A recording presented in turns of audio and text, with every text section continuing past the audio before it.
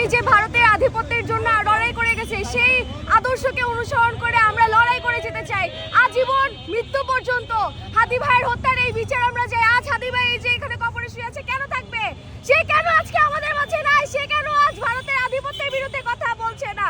যেখানে স্লোগান দেওয়ার কথা হাদি ভাইয়ের, সেখানে কেন আজকে আমাদের গলায় স্লোগান করতে হচ্ছে? আমরা শুধু গলায় তাল মিলাতে চেয়েছিলাম, কিন্তু আজকে আমাদের তার পক্ষে হয়ে স্লোগান দিতে হচ্ছে। কেন সে কেন এখানে হাদি ভাই নাই?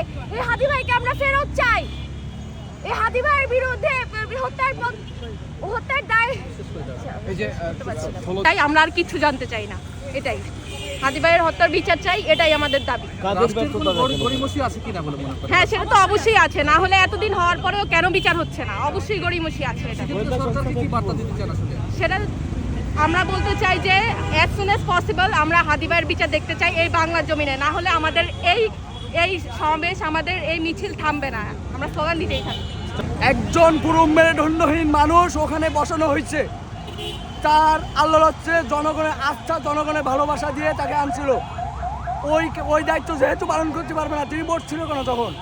এখন যদি এই বিচার না করতে পারে, উনি বাহিরের দেশে কোথাও পালানোর চেষ্টা করলে এই ছাত্র জনতা গতবার দেখছেন জুলাইতে শেখ হাসিনার অবস্থা কি ভয়ানক পরিস্থিতি হয়েছে, এর থেকেও ভয়ানক পরিস্থিতি হবে যদি কোনো উপদেষ্টা পালানোর চেষ্টা করে। এই বিচার না হওয়া পর্যন্ত কেউ যেতে পারবে না। নির্বাচন হবে না যতক্ষণ পর্যন্ত আমার হাদি ভাইয়ের বিচার না হয়।